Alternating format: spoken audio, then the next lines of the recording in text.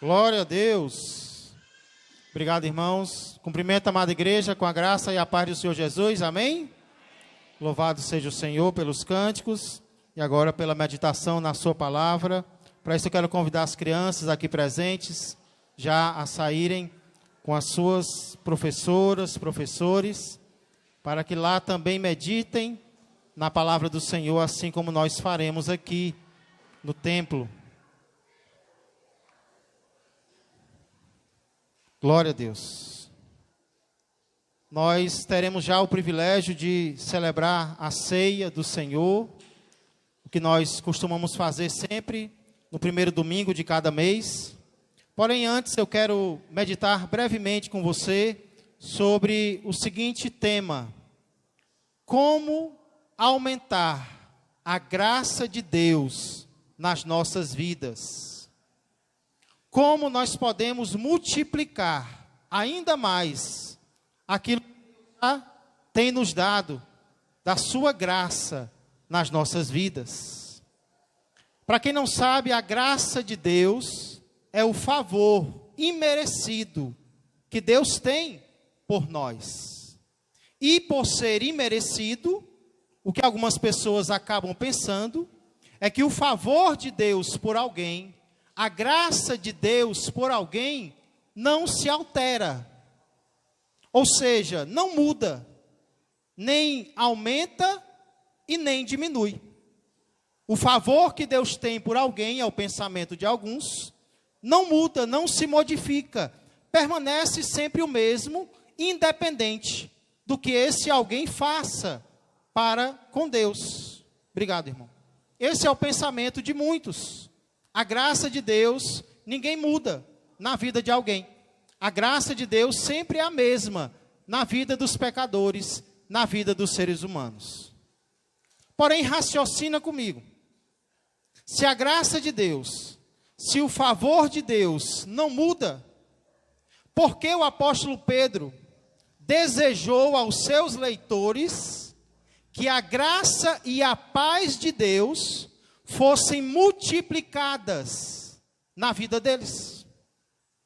Se Pedro desejou que a paz e a graça de Deus fossem multiplicadas, então é porque a graça pode se multiplicar.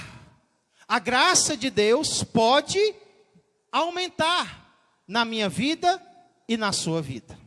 Não por merecimento, porque nós nunca vamos merecer o favor de Deus por nós, mas nós podemos cumprir condições de Deus que vão fazer com que Ele nos dê uma graça ainda maior.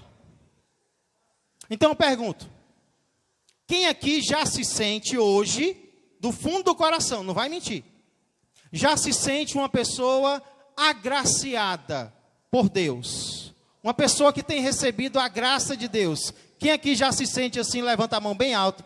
Eu sou um agraciado pelo Senhor. Glória a Deus. E quem aqui gostaria, se fosse da vontade de Deus, de receber uma porção de graça ainda maior do que já tem recebido? Você gostaria? Eu gostaria de ser ainda mais agraciado por Deus, se fosse da vontade dele. Ah, quem não gostaria, não é verdade? De uma coisa eu digo, é melhor receber a graça de Deus, o favor de Deus, do que das pessoas mais poderosas da terra. Porque às vezes é o que nós queremos, né? Nós queremos a atenção, nós queremos a simpatia de pessoas famosas. Ah, se fulano me notasse. Ah, se eu fosse um preferido do político tal, do artista tal. Já pensou o presidente dos Estados Unidos ir com a tua cara? Pois tem algo mais importante do que isso. É o Senhor dos céus e da terra ser a teu favor, derramar graça na tua vida. Pastor, eu já me sinto agraciado, mas será que é possível eu ser ainda mais? Nessa noite nós vamos entender que sim. Na verdade, hoje eu quero falar com você sobre uma maneira pela qual nós não aumentamos a graça de Deus na nossa vida, e uma maneira através da qual nós aumentamos, ou podemos aumentar sim, a graça do Senhor no nosso viver. Se você quer descobrir isso, vamos começar vendo então como nós não podemos aumentar a graça do Senhor nas nossas vidas. Para isso eu convido você a abrir a palavra de Deus na Epístola de Paulo aos Romanos, capítulo de número 6, versos 1 e 2. Epístola de Paulo aos Romanos, capítulo de número 6, versos 1 e 2.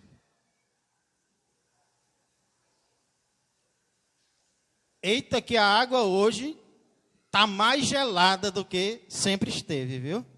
A graça hoje está ainda maior do que das outras vezes. Foi tirado de onde isso aqui, menino?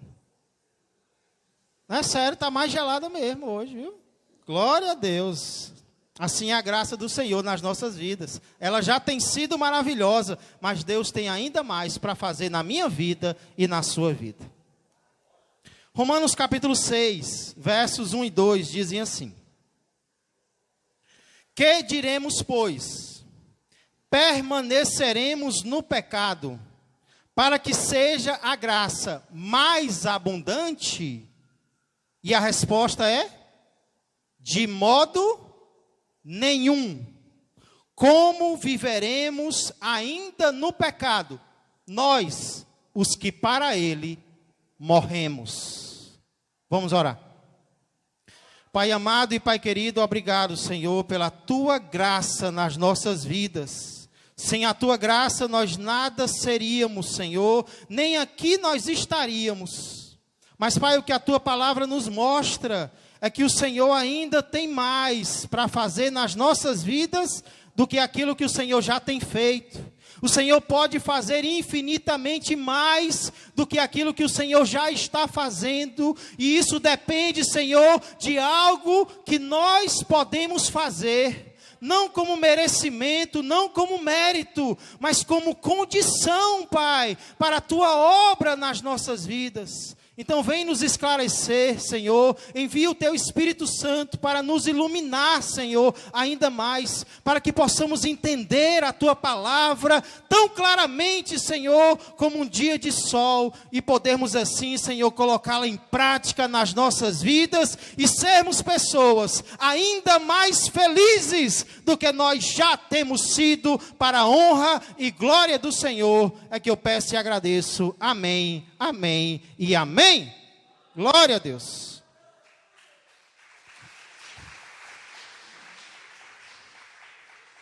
Irmãos, aqui nesses dois versos que nós lemos, o apóstolo Paulo inicia com uma pergunta. E a pergunta que Paulo faz não é se nós ainda pecaremos.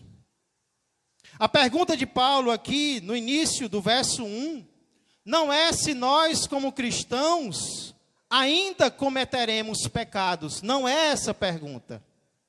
Afinal de contas, a Bíblia nos mostra, a Bíblia nos ensina, que enquanto o novo céu e a nova terra não chegarem, até aqueles que receberam verdadeiramente ao Senhor Jesus, poderão cair em pecado.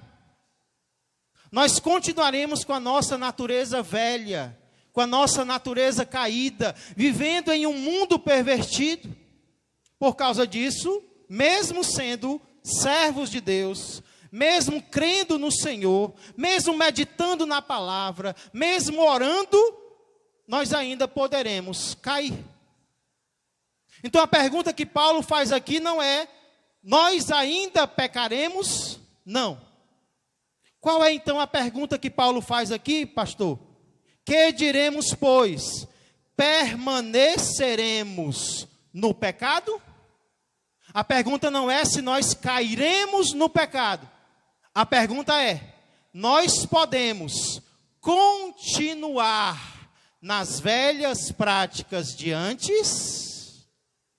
Será que nós, como crentes em Cristo, podemos permanecer na velha vida que nós tivemos, nós podemos permitir que as práticas de antes continuem sendo as práticas de agora? É essa a pergunta do apóstolo Paulo.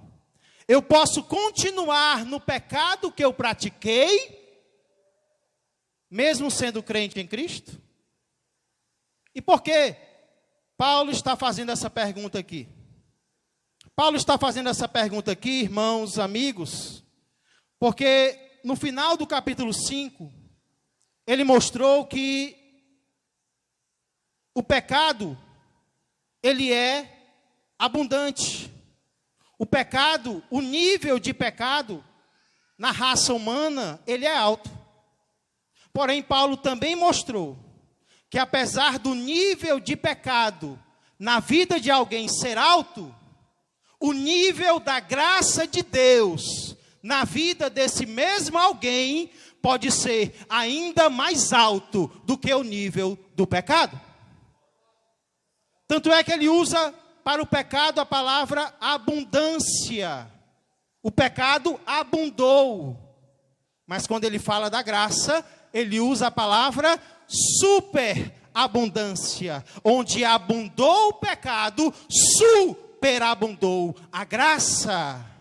Mesmo que o pecado tenha sido grande, tenha sido profundo, tenha sido alto, a graça de Deus foi maior do que o pecado na vida daqueles que se entregaram verdadeiramente a Jesus. Ou seja, a graça foi superior, a graça foi maior do que o pecado.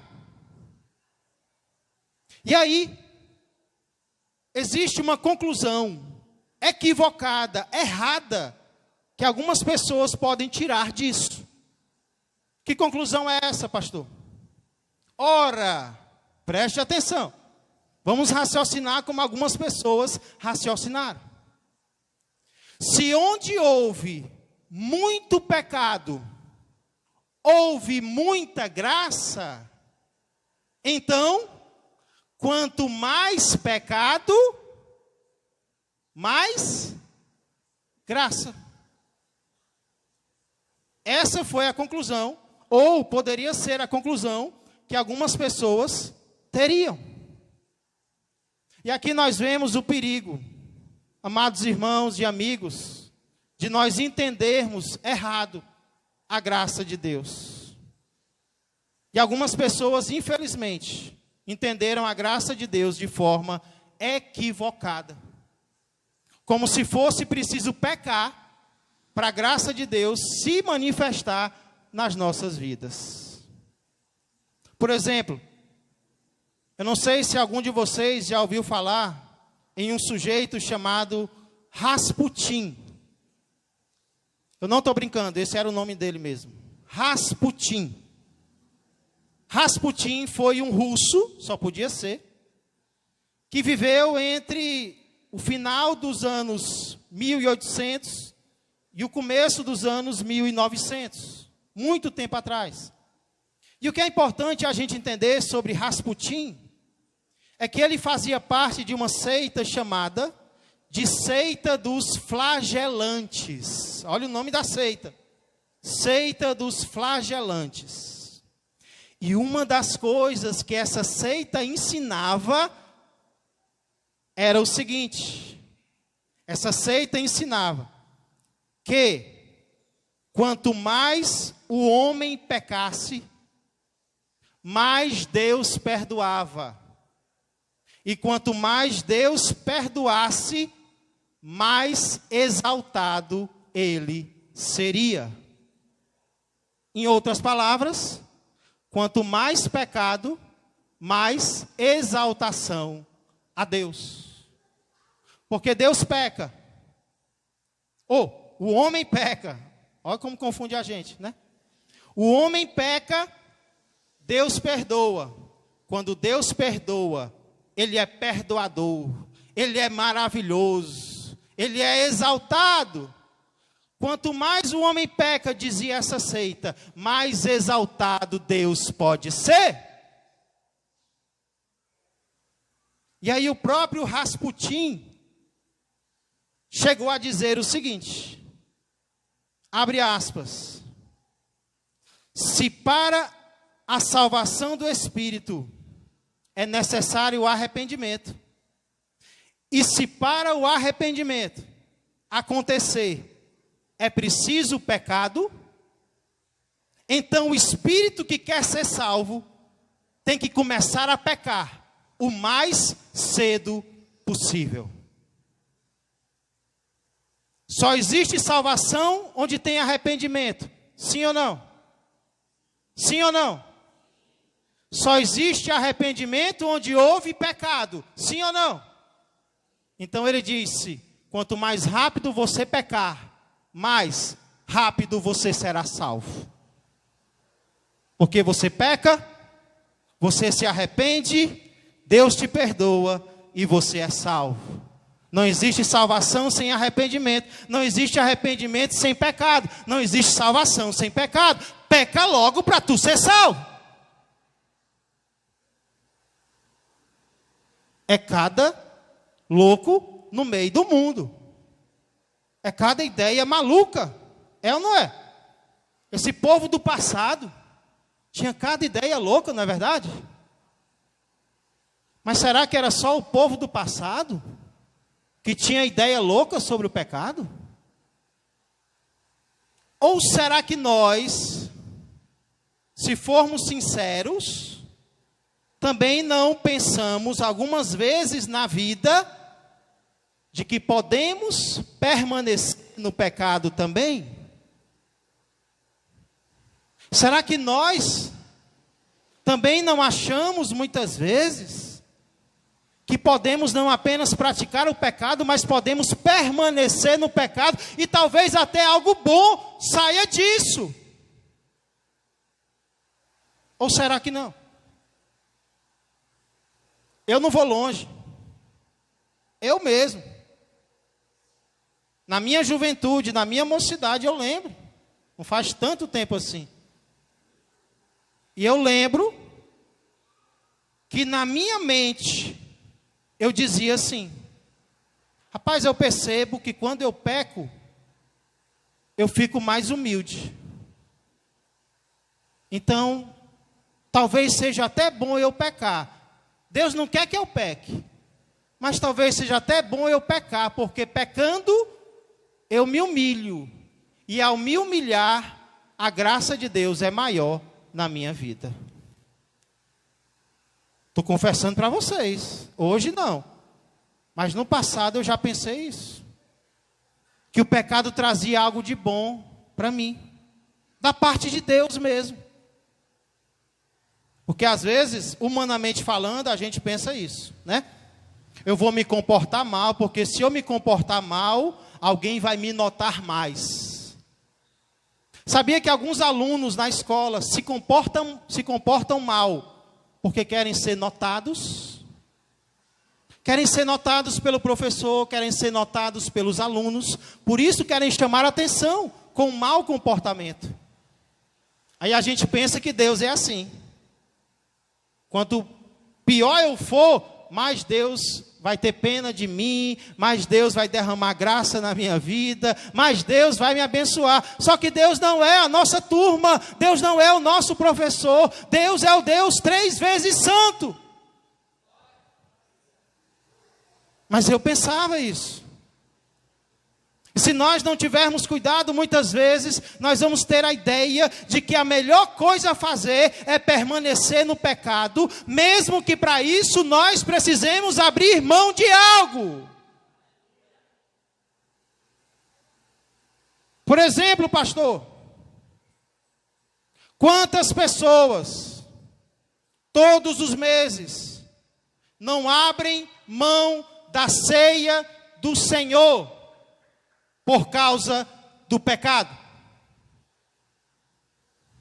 Chega o momento de cear. Não estou dizendo que todo mundo que ceia, ou não ceia porque está em pecado, não. Tem gente que não ceia porque está em dúvida. Tem gente que não ceia porque ouviu regras de igrejas sobre ceia. Mas tem muita gente que nem para o culto de ceia vem, porque sabe que está em pecado e não quer abrir mão do pecado. Abre mão da ceia para permanecer no pecado. Permaneceremos no pecado? Essa é a pergunta que às vezes nós nos fazemos. A ideia de permanecer no pecado, ela existe hoje. E eu dou outro exemplo. Quantas pessoas não preferem abrir mão de um ministério do que abrir mão do pecado? Porque muitas vezes recebe uma oportunidade, recebe uma responsabilidade, mas não quer, não aceita.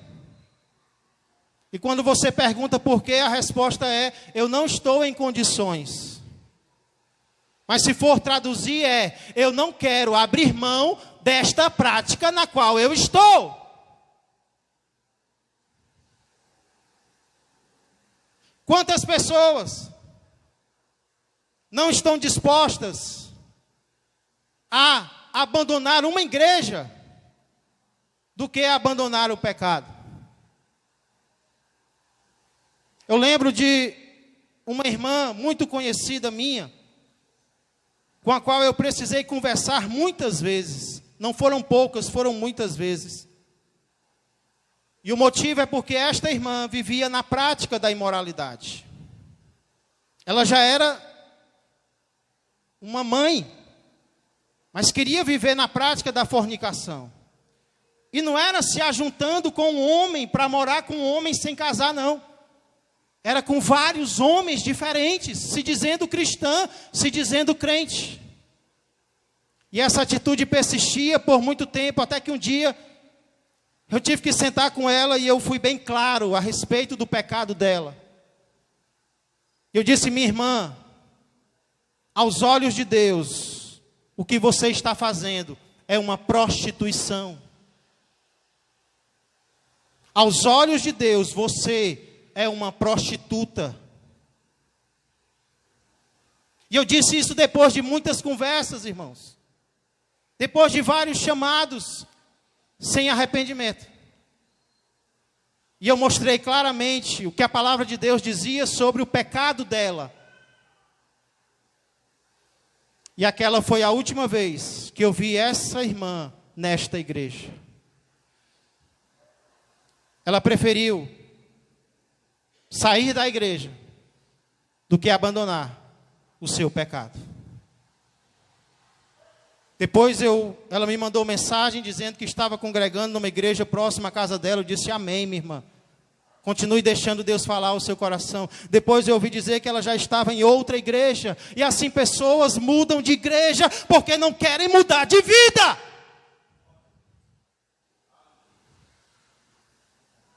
Se nós não tivermos cuidado, nós vamos estar dispostos a abrir mão da salvação para permanecer no pecado. E não é isso que Deus quer de mim e de você. Não é isso que Deus planeja para mim e para você. Porque qual é a resposta para a pergunta que Paulo faz? Permaneceremos no pecado para que a graça seja maior? Qual é a resposta que Paulo dá? Qual é a resposta que Paulo dá? Não, ele não dá essa resposta. Qual é a resposta que Paulo dá? De modo nenhum!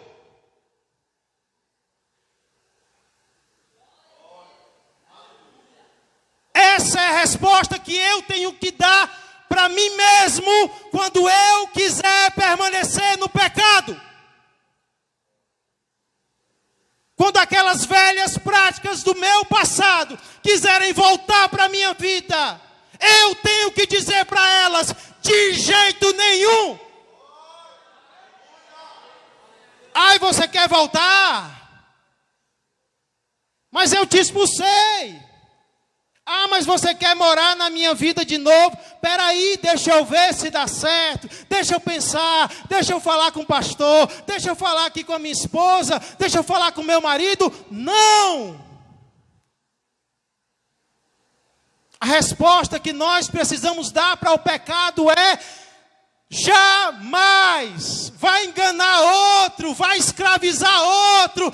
Eu já estou liberto em Cristo Jesus.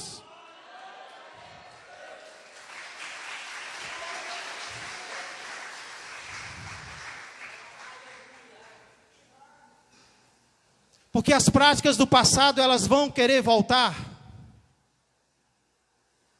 Aquilo que nós já praticamos vai querer continuar. Vai querer dizer para nós: eu te conheço. Você não aguenta. Você não resiste. Se acostuma. Fica comigo e não diz para ninguém.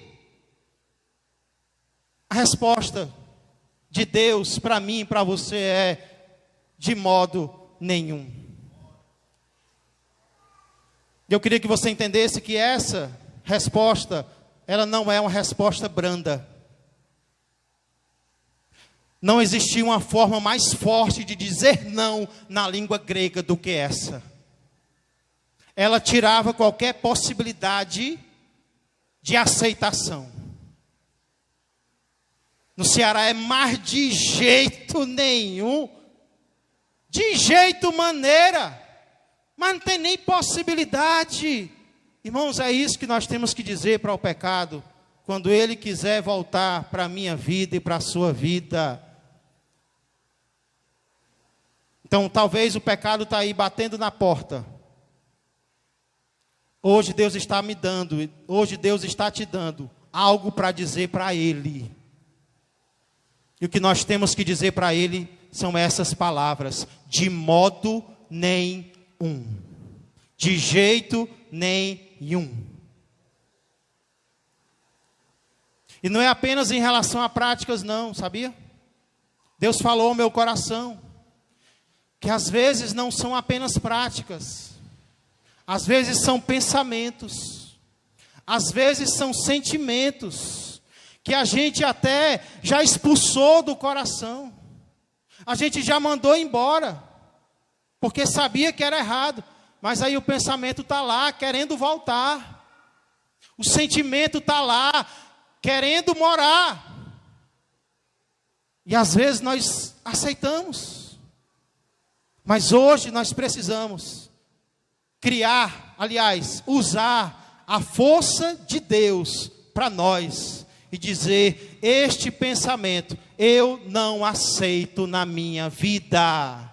Este sentimento que entristece o Espírito Santo, eu não aceito mais no meu coração. Diga isso para o pecado que está querendo te dominar. Diga isso para o pensamento que está querendo ficar. Para o sentimento que está querendo dominar você. Diga isso para ele agora. Não espera nem o culto terminar não. Diz para ele agora: eu não te aceito mais na minha vida.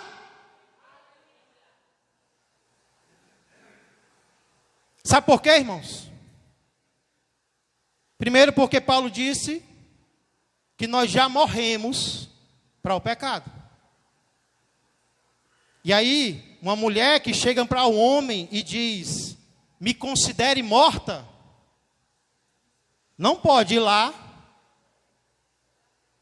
e se oferecer para ele de novo. Assim também nós, quando nós nos convertemos ao Senhor, que foi que nós dissemos para o pecado? Me considere morto para você, porque agora eu tenho um novo dono, que é o Senhor Jesus Cristo. Então agora nós não podemos reatar com o pecado para o qual nós morremos. Nós estamos mortos para o pecado. E em segundo lugar, nós estamos vendo que não é o pecado que vai aumentar a graça de Deus na nossa vida. Pastor, se não é o pecado que aumenta a graça de Deus na minha vida, o que é então? E aí eu peço que você abra a palavra de Deus agora, para nós concluirmos, em Tiago, capítulo 4, verso de número 6.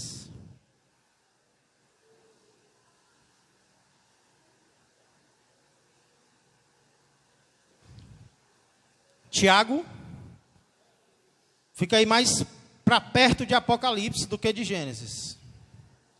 Capítulo 4, verso de número 6. Nós já vimos como nós não podemos aumentar a graça de Deus na nossa vida. Nós não podemos aumentar a graça de Deus na nossa vida vivendo no pecado. Não é o pecado que vai nos agraciar perante Deus. Paulo diz de jeito nenhum, nem pensa nisso. Isso não funciona. Nós morremos para o pecado. Mas a Bíblia nos ensina agora como nós podemos aumentar a graça de Deus na nossa vida. Tiago 4, verso 6. Diz assim. Qual é a primeira palavra aí? Só para ver se vocês encontraram. Muito bem, não estão me enganando, né? Antes, ele dá maior graça, pelo que diz, Deus resiste aos soberbos, mas dá graça aos humildes. Glória a Deus. Perceba que esse verso começa falando que Deus dá maior graça. E Ele dá maior graça a quem? Aqui fala de dois tipos de pessoa. Cuidado. Um dos dois nós estamos sendo. Um dos dois nós estamos sendo. Primeiro tipo de pessoa é o soberbo. É o orgulhoso. Eita. É aquele que se orgulha. É aquele que se enche. Será que você é uma pessoa soberba? Será que você é uma pessoa orgulhosa? Pastor, como é que eu sei se eu sou orgulhoso? O orgulho, ele se manifesta de muitas maneiras na nossa vida. Uma dessas maneiras, inclusive, é diante da graça de Deus. Tem gente que pensa, não, eu não preciso tanto assim de Deus, não. Orgulhoso. Não, eu não preciso tanto assim de oração, não. Eu me garanto. Orgulho. Não preciso nem ler muito a Bíblia, não. Eu já sei a Bíblia toda. Sabe tanto que confunde ditado, provérbio, com coisas da Bíblia.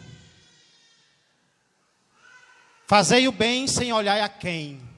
Isso aí eu já li na Bíblia. Sabe tanto da Bíblia que pega os ditados do mundo e diz que é da Bíblia. Sem ser. Porque todos nós temos que crescer em conhecimento da palavra de Deus. Não, mas eu já sei da Bíblia.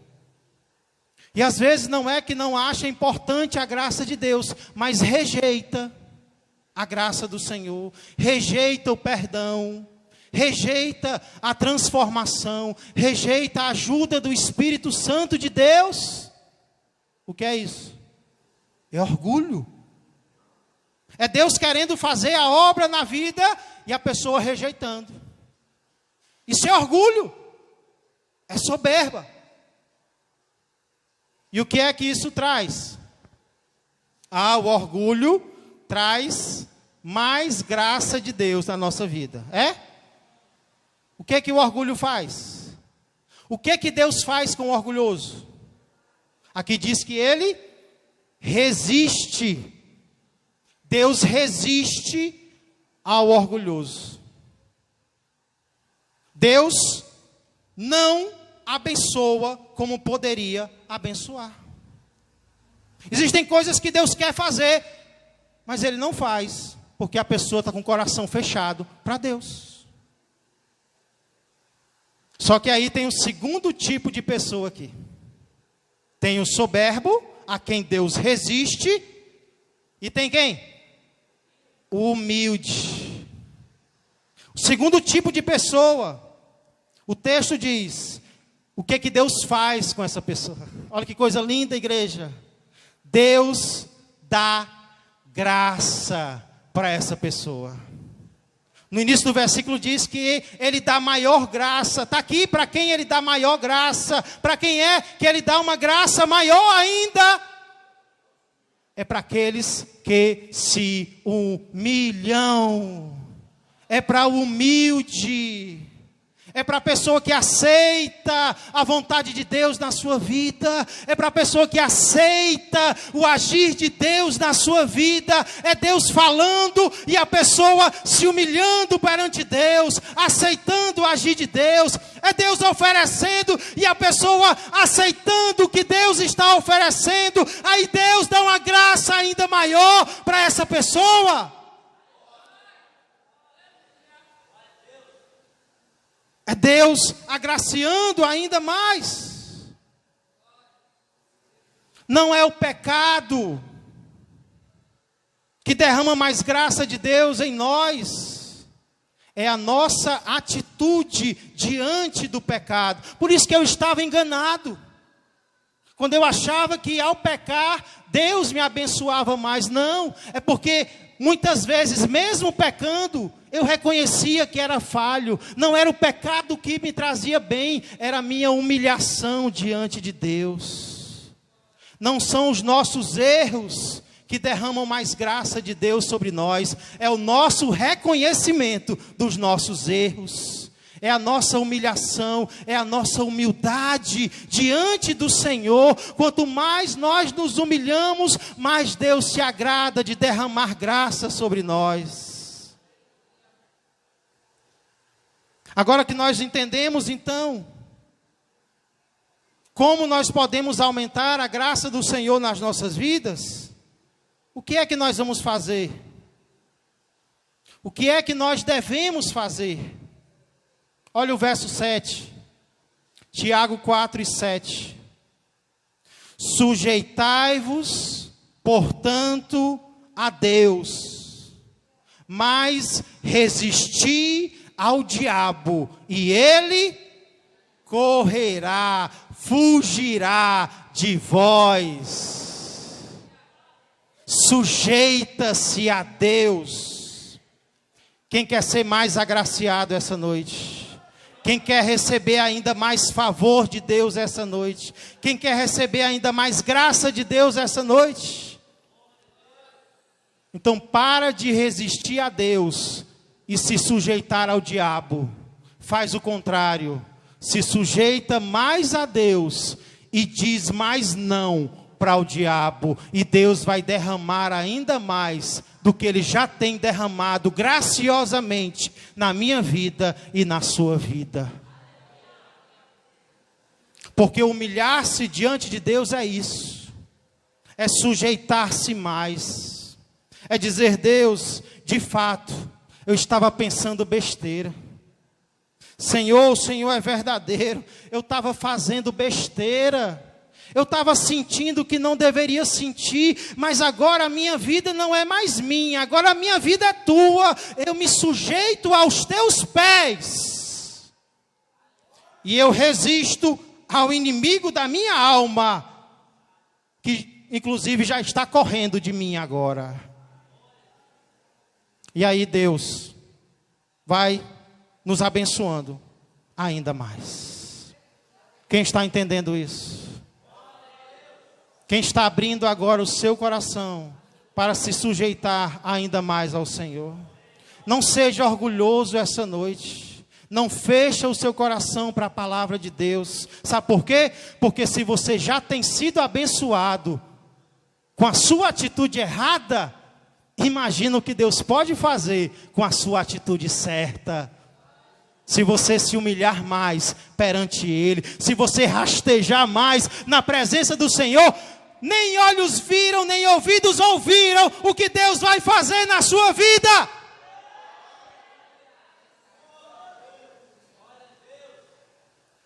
não rejeita. E eu encerro falando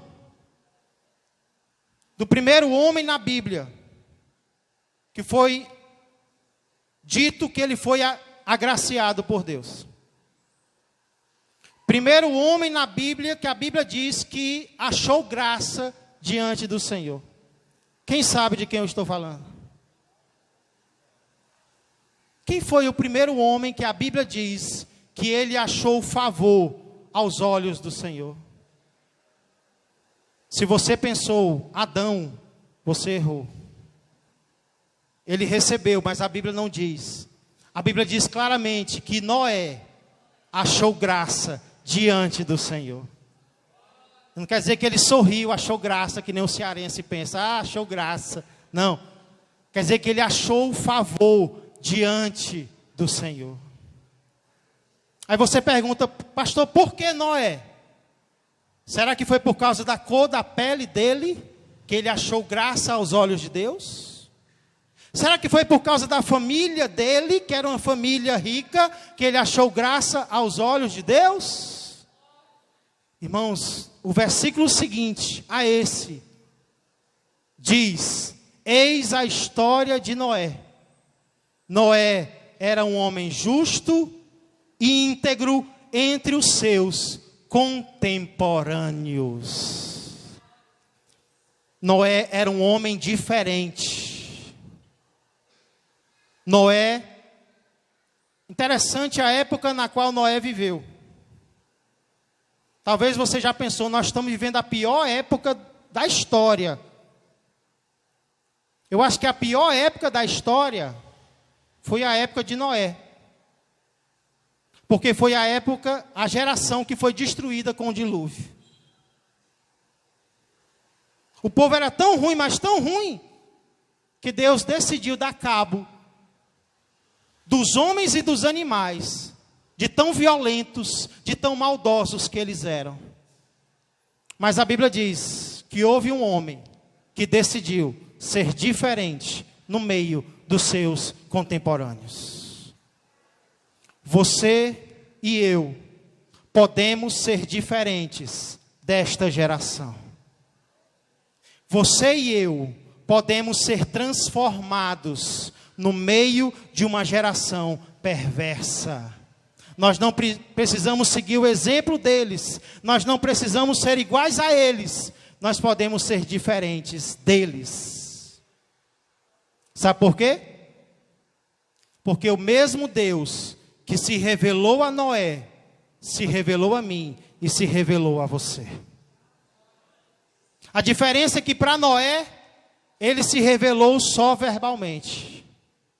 Mas para mim e para você, ele se revelou em voz e ele se revelou em carne.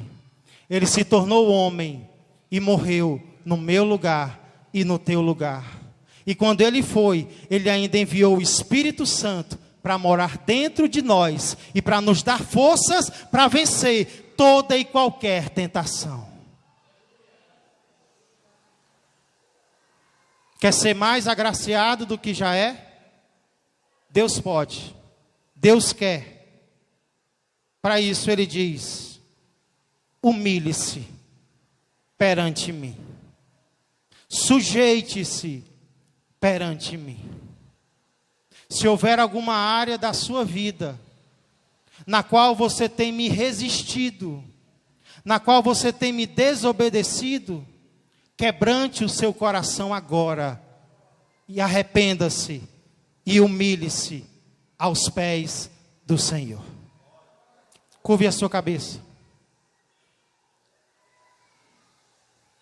Sujeitai-vos, portanto, a Deus, mas resisti ao diabo, e ele fugirá de vós.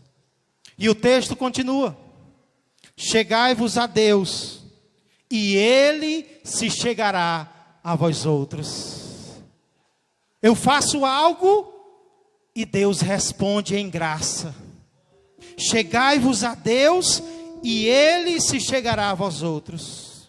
Purificai as mãos, pecadores, E vós que sois de ânimo dobre, limpai o coração. Afligi-vos, lamentai e, se preciso for, chorai. Faz quanto tempo que você não chora na presença de Deus? É uma ordem, chorai. Converta-se o vosso riso em pranto e a vossa alegria em tristeza. E o verso 10 diz: humilhai-vos na presença do Senhor. E sabe o que Ele vai fazer? Não é o homem. E Ele vos exaltará. Humilha-se hoje na presença do Senhor e receba uma graça maior dele na tua vida hoje. Nós vamos adorar ao Senhor neste momento. E talvez há corações aqui hoje recebendo esta palavra. Eu não quero nem pensar nisso, mas talvez há corações rejeitando. Talvez há corações aqui dizendo: não, isso não é para mim não. Não, eu não preciso disso não. Isso aí é para aquele pecador, é para aquela pecadora, isso não é para mim não. Mas eu creio que há alguém aqui recebendo esta palavra hoje. Há alguém aqui dizendo: isso aqui é para mim. Sou eu que Deus quer que se humilhe na presença dele. E é o que eu vou fazer agora, Senhor. Eu vou me sujeitar aos teus pés. Faça isso agora onde você está.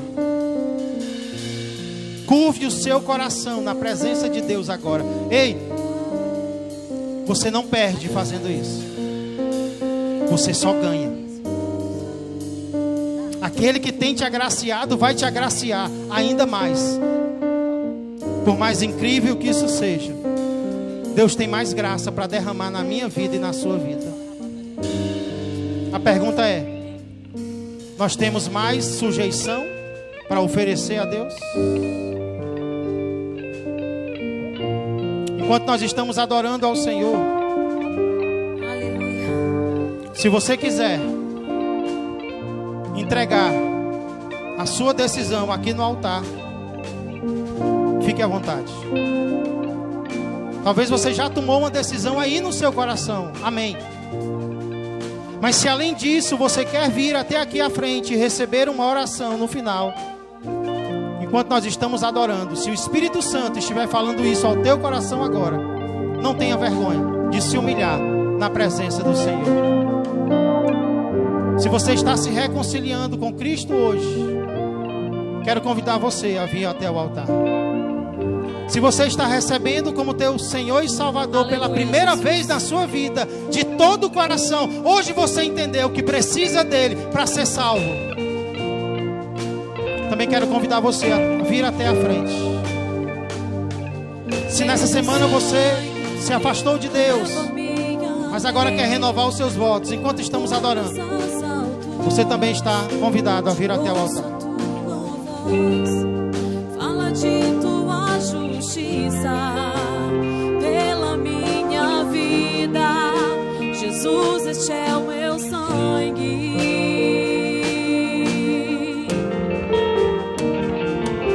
Tua luz mostra tua graça, fala do amor do Pai e prepara para nós um caminho para Ele, onde posso me achegar.